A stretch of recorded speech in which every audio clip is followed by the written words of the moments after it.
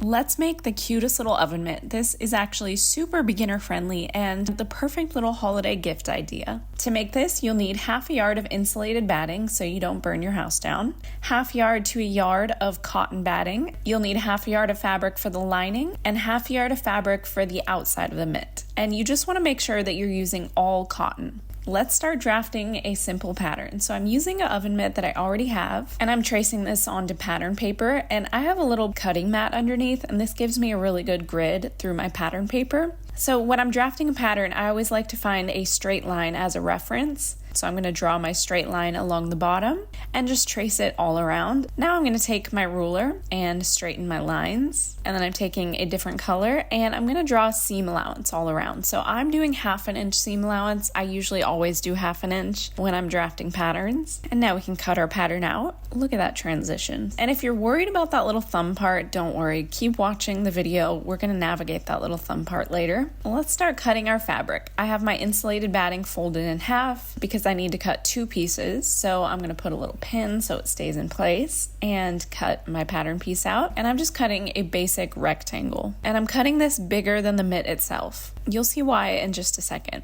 Now onto my cotton batting, I'm going to cut that same piece out. So I'm cutting 2 pieces here because it's folded in half. This cotton batting is so thin, so I'm going to double it up and actually cut 4 pieces, but if you have thicker cotton batting, you only need to cut 2.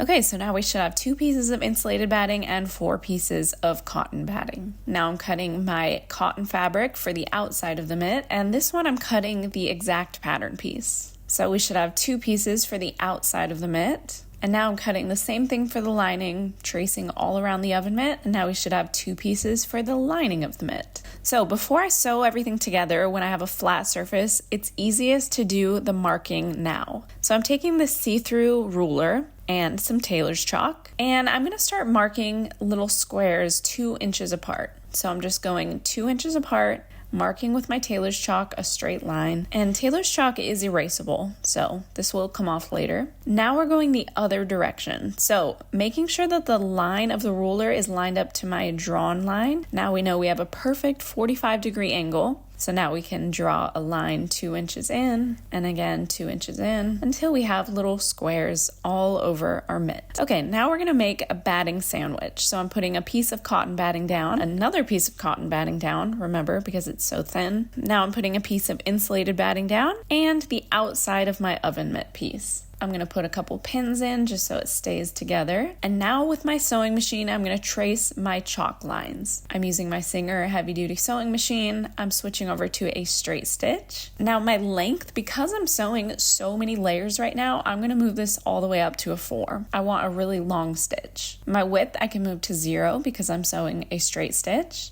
And my tension, I'm going to move this up a little bit to a 4.5. And you should be using cotton thread for this as well, so your little mitt doesn't melt. And now we can start sewing. So I'm bringing it under my presser foot, and I'm just going to sew my first row, move the needle up so that I can pull my fabric out. And I'm just going to pivot my fabric, moving the thread out of the way, and sew my next row.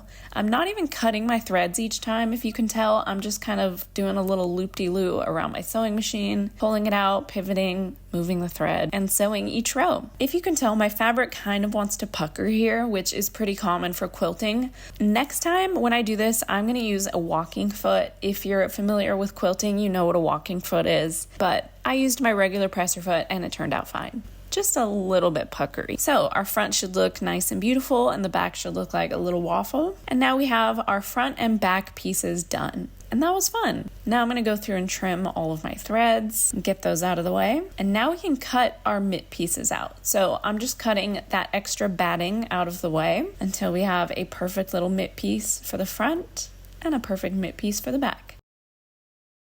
And now we're going to put those pieces right sides together. And I'm going to use a few clips. It's getting pretty thick, so clips are my only option. And I'm just going to clip it all around. And now I'm going to sew the oven mitt all around, leaving the little wrist part open. I'm going to do the same exact thing for my lining.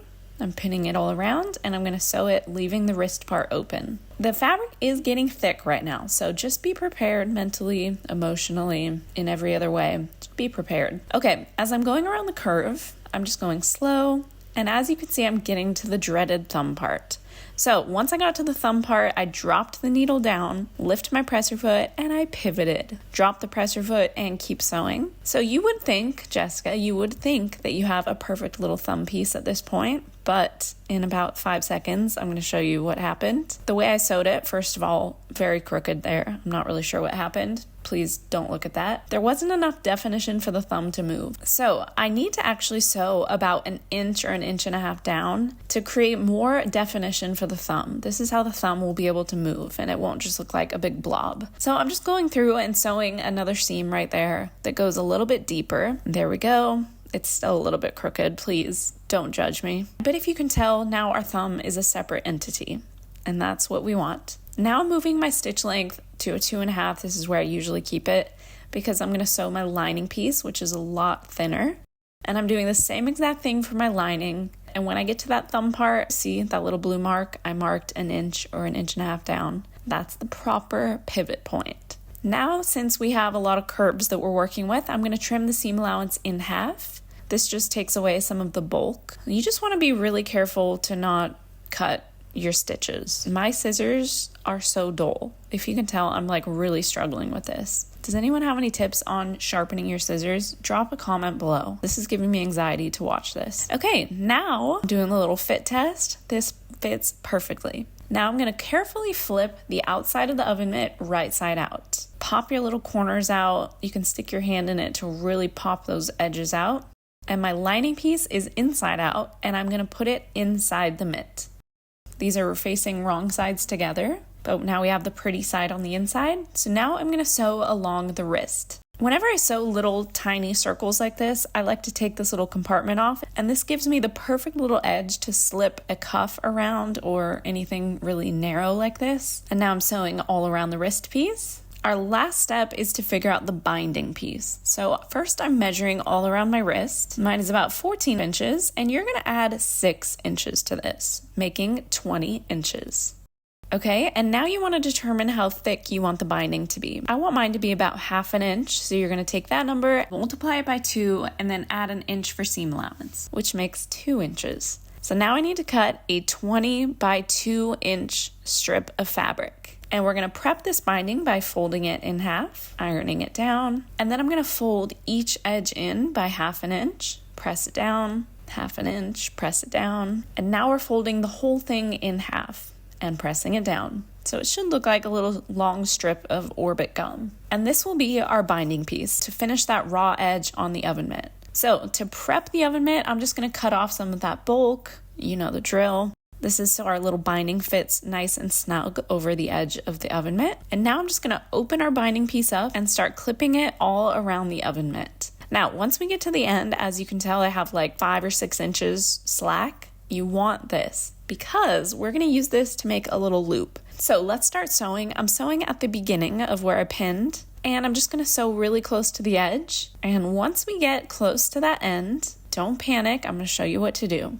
So see, we're getting close. I'm going to keep sewing my binding, but as I get closer and closer, I'm going to kind of veer off. Pretend like you're driving on the freeway and you're veering off of an exit. We're veering, and now we're on our exit. Smooth sailing. And now in one fell swoop, we have our binding sewn and we have a little loop. How neat is that? I'm going to sew my little loop down. So I'm just folding the raw edge in if you want to get technical, just so you don't have any raw edges showing. And I'm going to sew it down to my oven mitt right there at that stitching line so it'll be invisible. Now our hang-in loop is perfectly snug. And look at that, we can hang it on the wall. This turned out so cute. I'm so happy with the way this turned out. It fits perfectly, perfect mobility of the thumb. This is a great holiday gift idea if you have time to make a last-minute gift. Thanks for watching. Quick note before you click out of the video. Hi, it's been a long time. I did kind of abandon this channel a little bit, but I started posting on Instagram and TikTok. I got a ton of new followers after posting some YouTube shorts over the past few months. So hi, if you're new to my channel, welcome. But if you're one of my older subscribers, I moved. Long story short, I moved from California to Tennessee, but then I fell in love and I moved back to California. And now I have this beautiful sunroom that I turned into a sewing room, and I am in love with it. But that's about it. I hope you enjoyed the oven mitt tutorial. This would make such a good gift for someone. And I do have a cold right now, so if the voiceover in this video was painful to listen to, It's because I have cold. Talk to you soon. Bye-bye.